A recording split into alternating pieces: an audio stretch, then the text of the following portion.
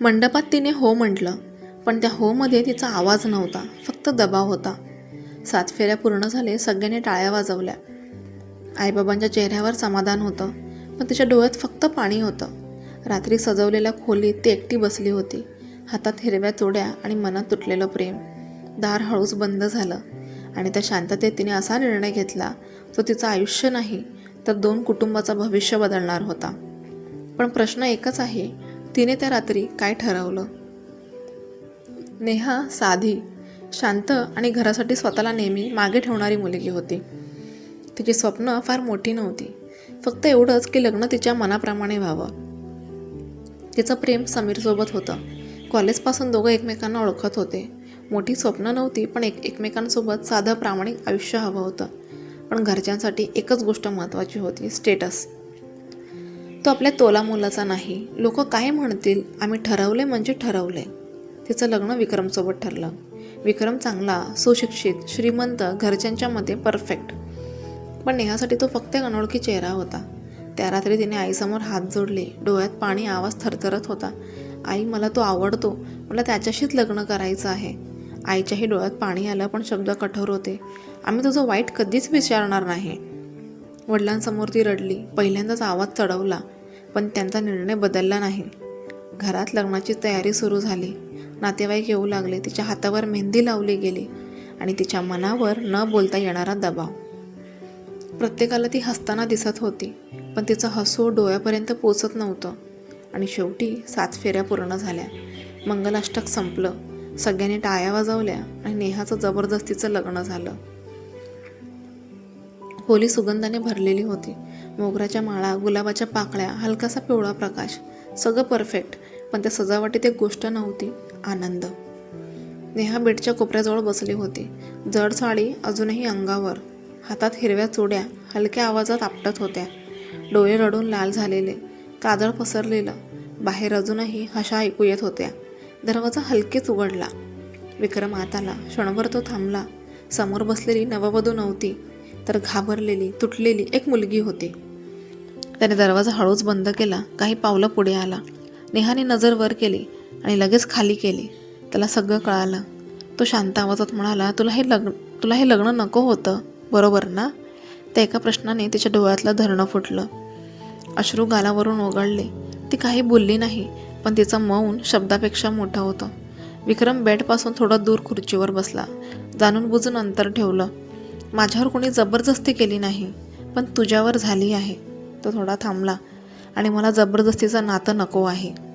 नेहा थबकली. तिला अशा शब्दांची अपेक्षाच नव्हती. विक्रम पुढे म्हणाला, आज रात्री आपण फक्त 2 माणसं आहोत, नवरा बायको नाही. तू सुरक्षित आहेस. त्या वाक्याने पहिल्यांदाच तिच्या मनात भीतीऐवजी थोडी शांती उतरली. सकाळ झाली तेव्हा घरात सगळं नेहमीसारखं चालू होतं. स्वयंपाकघरात लगबग, नातेवाईकांच्या गप्पा, हसणं. काल काहीच घडलं नाही असं सगळ्यांना वाटत होतं, पण खोलीत मात्र शांतता होती. विक्रम खिडकीजवळ उभा होता. नेहा खाली नजर करून बसली होती. थोडा वेळ शांत राहून तो म्हणाला, नेहा, मला सरळ उत्तर हवं आहे. तुला अजूनही कोणावर प्रेम आहे का? तिचा श्वास अडकला. आर्यनचं नाव तिच्या मनात ठळकपणे उमटलं. त्याचे मेसेजेस, त्याची वाट पाहणारे डोळे, सगळं आठवलं. विक्रमचा आवाज पुन्हा शांत पण ठाम होता.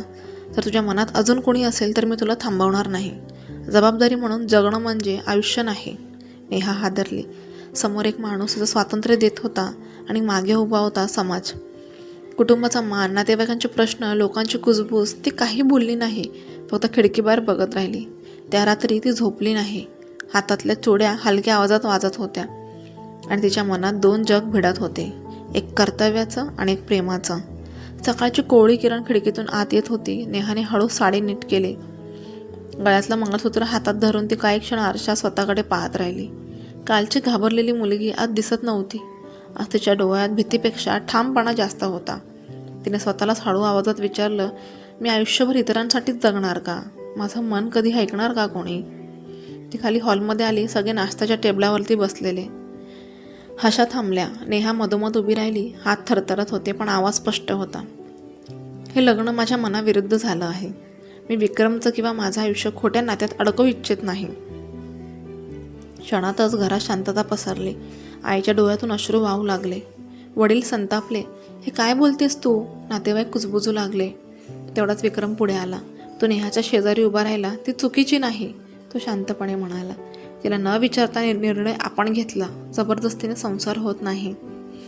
त्या दिवशी मोठा वाद झाला. मान, सन्मान, समाज, लोक काय म्हणतील, सगळे मुद्दे पुढे आले.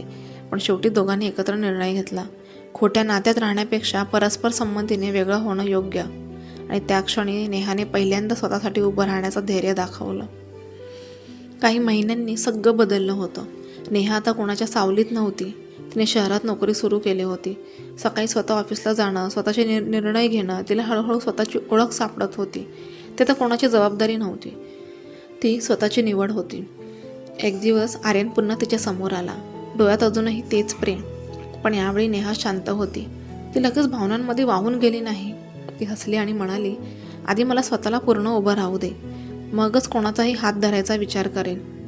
आर्याने मान हलवली, कारण त्या पहिल्या रात्री तिने एक गोष्ट खोलवर शिकली होती. जबरदस्तीचं लग्न कदाचित कागदावर टिकू शकतं, पण जबरदस्तीचं आयुष्य मनात कधीच रुजत नाही. आणि आता नेहा कोणासाठी नाही तर स्वतःसाठी जगत होती. कधीकधी हो म्हणणं सोपं असतं, पण नाही म्हणायला खूप धैर्य लागतं. जर ही कथा आपल्याला भावली असेल तर व्हिडिओला लाईक करा. आपलं मत कमेंटमध्ये नक्की सांगा. आणि अशाच भावनिक मनाला भिडणाऱ्या कथा पाहण्यासाठी चॅनलला सबस्क्राईब करा, कारण प्रत्येक कथेमागे कोणाचं तरी खरं आयुष्य दडलेलं असतं. पुन्हा भेटूया एका नवीन कथेसोबत. श्री स्वामी समर्थ.